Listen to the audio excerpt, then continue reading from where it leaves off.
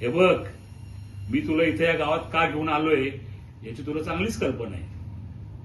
मला माझ्या आणि तुझ्या दोघांच्याही आयुष्यावर तुझ्या भूतकाळाचे कसले सावट नकोय. इथं तुझ्याबद्दल कोणालाही माहीत नाही आणि माझ्याबद्दलही नाही.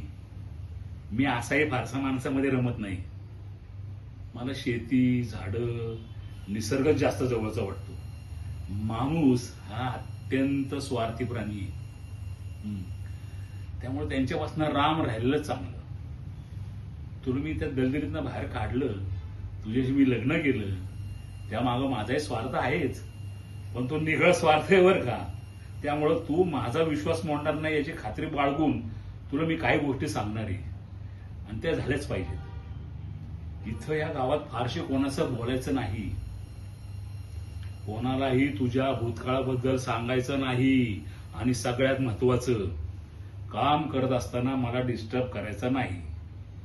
मी सगळं सहन करल, पण मी कामात असताना मला डिस्टर्ब केलेलं अजिबात चालत नाही. हे सगळं मान्य असेल तर आपला संसार उत्तम पार पडेल. नाहीतर मी तुला जिथून आणलं तिथं परत पाठवायचं तुला कमी करणार नाही. हे कायम लक्षात ठेवायचं.